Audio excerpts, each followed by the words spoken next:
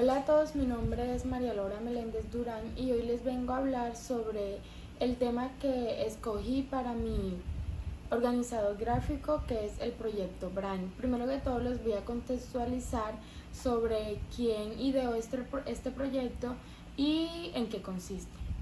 Entonces, el ideólogo de este plan es el científico Rafael Yuste, neurobiólogo y catedrático de la Universidad de Columbia, considerado por la revista Nature uno de los científicos más influyentes del mundo. El científico ideó las bases del proyecto más ambicioso que se haya emprendido para descifrar el cerebro.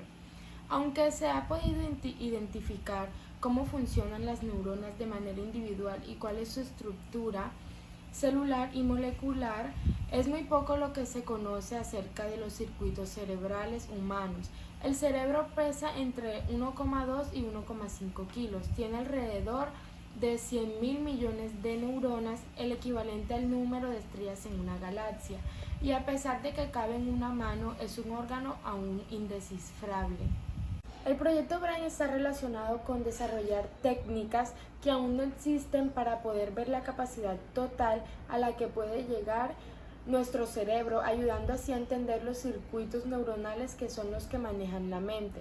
Tiene como finalidad mapear la actividad del cerebro, lo que permitirá desarrollar técnicas para controlar los circuitos neuronales y de esa manera corregir los defectos que provocan las enfermedades mentales como los trastornos bipolares, esquizofrenia, trastornos de personalidad, entre otros.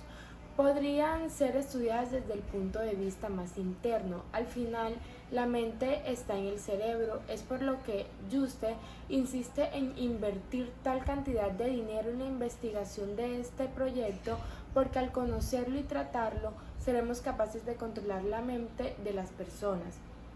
El principal objetivo de Brain es poder elaborar la tecnología y herramientas precisas para registrar la actividad globalizada de las neuronas mediante la monitorización y modificación de actividad de las mismas. Su propuesta concreta es el Laboratorio Nacional de Argonne en Chicago, como almacén para todos los datos que Brain acumule y poder así facilitar su transmisión al resto del mundo. En su propio laboratorio y durante el último año han logrado cuantificar la actividad neuronal de una hidra, que es un invertebrado con el sistema nervioso más primitivo de la evolución, que posee entre 200 y 2000 neuronas. Yuste afirma que en una década serán capaces de realizar la misma labor a nivel de la corteza cerebral de mamíferos, pero por partes, pudiendo ver toda la actividad neuronal de un módulo cerebral. Luego de saber lo anterior, nos vamos a la siguiente pregunta, y es: ¿se podrán tratar temas relacionados con la mente, la manera de pensar y el comportamiento de las personas? Yo creo que sí. Desde el principio se propuso que esto tendría que ser un proyecto público y tendría que estar sujeto a comités éticos y legales, no solo de los científicos, sino también con representación de la ciudadanía, para que estas técnicas se utilicen solo en beneficio de la humanidad.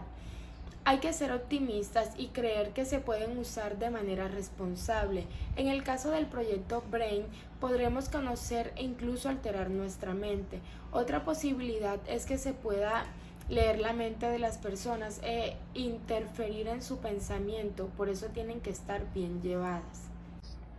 Entender cómo funciona el cerebro no es algo muy intuitivo o sencillo. Por ejemplo, si lo comparamos con el corazón, tú cuando ves un corazón funcionar, ves que está bombeando sangre, así que puedes saber más o menos qué es lo que hace. Pero cuando vemos un cerebro funcionar, vemos neuronas que se van encendiendo y apagando, pero no vemos por ahí las ideas, la memoria, la conciencia. Es más difícil ver intuitivamente qué hace. A este problema se le suma la dificultad técnica, porque todavía no tenemos técnicas, valga la redundancia, suficientes para pasar de entender cómo se activan las neuronas una a una o en grupos, a cómo esta activación en conjunto es lo que genera grandes ideas. Gran parte al día de hoy la información que se tiene de neurociencia procede de los casos clínicos que ha habido en personas y los trabajos que se ha hecho con experimentación animal todavía no son suficientes. Son como pequeños fragmentos de información.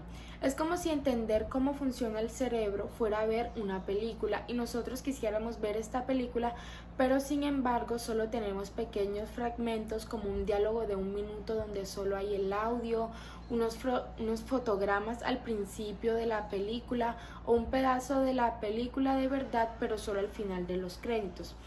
Con toda esta información sabemos cosas como, por ejemplo, de qué hablan en el diálogo, o si vemos a Brad Pitt en una escena de la película, ya sabremos de que él es un personaje de ella, pero no tenemos toda la película porque la película es algo vivo, que se forma cuando tenemos toda la información. Hasta ahora se ha estudiado el cerebro mirándolo de una neurona en una neurona, pero la verdad es que lo componen millones de ellas. Aquí vuelvo y pongo el ejemplo de la película. Es como intentar ver una película observando un solo píxel. Por muchas veces que lo veas, nunca te enterarás de qué es lo que ocurre. Esa es la razón por la que empieza la iniciativa Brain. Poder desarrollar herramientas que registren todas las neuronas a la vez, ver toda la pantalla y entender la película. Esto va a tener una repercusión muy importante en la historia, pero también la va a tener en la medicina.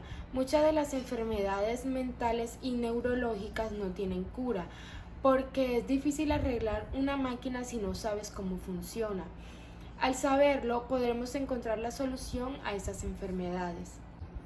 De no mediar inconvenientes, la evolución de la iniciativa Brain llevaría primero a la creación de tecnologías que permitirían entender el funcionamiento del cerebro, lo que a su vez abriría el camino a que se pueda directamente intervenir y manipular la actividad cerebral. Esto redundaría en beneficios para los tratamientos médicos de condiciones neurológicas, pero también abriría la puerta a que se pudiesen aplicar mejoras a personas que no tienen ningún tipo de problema. La mente es el cerebro, el tema es que no lo entendemos, pero una vez que estas herramientas y tecnologías nos permitan estudiar el cerebro, vamos a poder entender y manipular los pensamientos de la gente. Por eso hay que ser muy responsable, sobre todo los científicos como Juste, quien ya ha hecho una propuesta para tratar de lidiar con esta cuestión. Junto con 25 especialistas del campo, postuló una serie de reglas éticas en la revista Nature, que servirían para regular la aplicación de estas tecnologías. Les dieron el nombre de neuroderechos, y el objetivo es que en última instancia sean incorporados a la Declaración Universal de los Derechos Humanos. La idea es que haya una protección que sirva para proteger nuestras propiedades más esenciales. Esto es inédito en la historia porque a nadie se le pudo haber ocurrido que algún día seríamos capaces de intervenir y manipular la actividad mental y que las características básicas del ser humano pudieran ser modificadas. Los 5 derechos son los siguientes. Derecho a la privacidad mental. Esto se refiere no a los datos que uno pone en el celular, sino a la información que está en las neuronas. Los datos de las neuronas generan la mente y por eso deben estar regulados con un rigor legal que prohíba comercializarlos. Tendría un rigor legal similar al que regula los órganos humanos. No se puede comprar o vender un riñón. Sí se puede donar un órgano y ese sería el mismo caso para los datos neuronales. El segundo y el tercero están interrelacionados. Son el derecho a la identidad personal y al libre albedrío. Tiene que ver con las interfaces cerebro-computadora que se están desarrollando en el proyecto Brain y abren la puerta a maneras más eficientes de conectar los cerebros de los pacientes a la red. Esto sería de gran utilidad para pacientes parapléjicos, ya que podrían llegar a operar brazos y piernas robóticas a través de una interfase cerebro-computadora. También podría ayudar a ciegos. Actualmente se están desarrollando prótesis inalámbricas que se podrían implantar debajo del cráneo. Conectadas a una cámara, estas prótesis podrían estimular la actividad neuronal de una fórmula similar a cómo trabaja la visión. Este avance tecnológico, sin embargo, también permitirá la creación de prótesis que conecten el cerebro de personas sin ningún tipo de discapacidad directamente a Internet. El derecho al acceso equitativo. Al igual que los trasplantes de órganos, lo que se busca es que estas tecnologías sirvan para mejorar la vida de pacientes discapacitados. Si se permite a cualquiera instalarse un electrodo en la cabeza con la cual conectarse a Internet, las personas podrían tener acceso a algoritmos que les aumenten sus funciones cognitivas. Podría tener acceso a un traductor de todos los idiomas, acceso instantáneo a la bolsa de Wall Street. Las ventajas económicas y sociales de estar conectado directamente a la web serían siderales.